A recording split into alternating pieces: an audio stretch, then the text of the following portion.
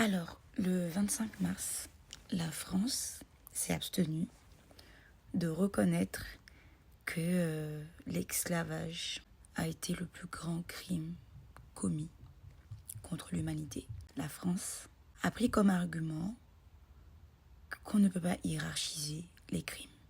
Alors, je pose quand même le fait que la France a déjà reconnu que l'esclavage est un crime contre l'humanité. Mais lorsque des pays africains ont poussé la requête de reconnaître que ce crime est le plus grand crime jamais commis contre l'humanité et qu'il faut des réparations, la France s'est abstenue de voter pour ou contre.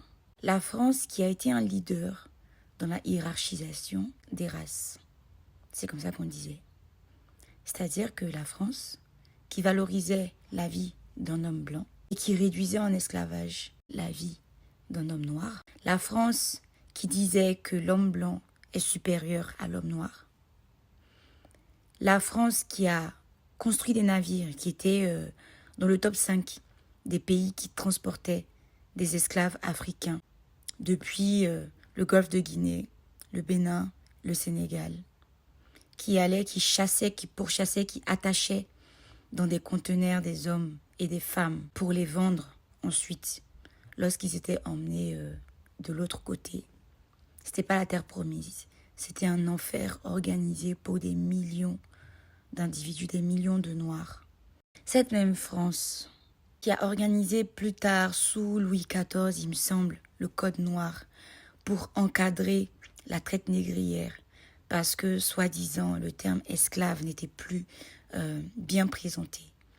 Donc, qui a organisé le travail forcé dans ces colonies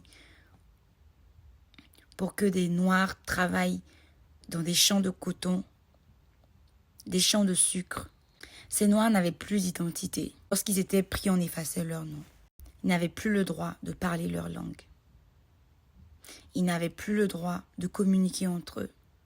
Ils portaient le nom d'une personne, de leur maître. Ils appartenaient, ils étaient des objets. On les achetait. Et c'est la France qui décidait des prix. Elle regardait les êtres humains, elle mesurait.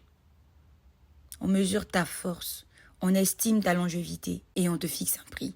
Et on te vend. Et dans ce prix, dans cette vente, tu ne touches rien.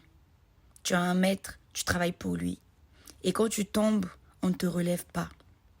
Tu n'as pas le droit de flancher. Et si tu flanches, vaut mieux que tu meurs. Cette France qui a décidé de qui méritait de vivre, qui méritait la liberté et qui ne la méritait pas, pendant plus de 400 ans, la France aujourd'hui refuse de reconnaître que 400 ans d'esclavage, 400 ans à déplacer des navires remplis de conteneurs d'êtres humains, 400 ans à arracher des gens de leur histoire, 400 ans à organiser le travail forcé, à vendre, à construire la gloire de la France, comme on disait avant. Ces 400 ans ne sont pas le plus grand crime commis contre l'humanité. Parce que la France refuse d'hiérarchiser. Quelle hypocrisie. Quelle hypocrisie. En fait, reconnaître, ça signifierait raconter l'histoire à nouveau. Raconter en enlevant ce côté gloire. Raconter en disant que nous avons été des criminels. Raconter en disant que la France a organisé le plus grand crime contre l'humanité. Ce serait ça.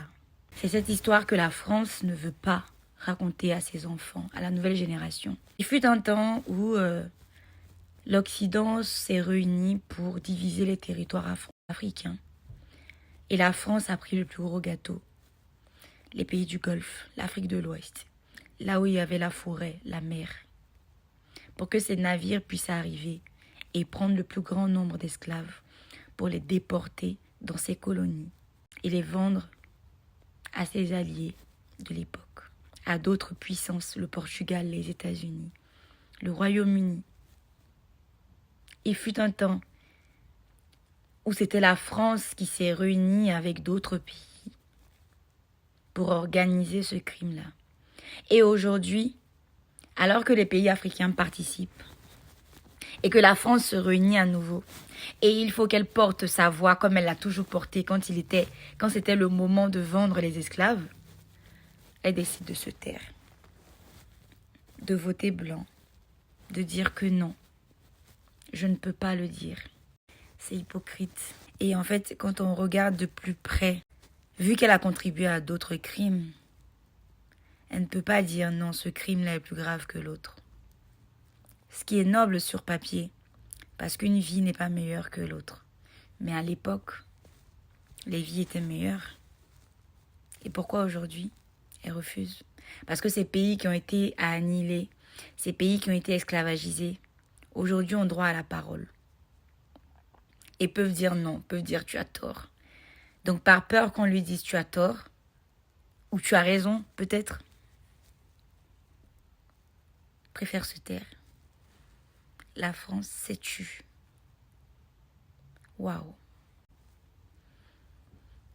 Pour les plus de 2 millions d'esclaves transportés. Et j'ai cru que la France dirait oui. Pour les 400 ans d'esclavage, j'ai cru qu'elle dirait oui.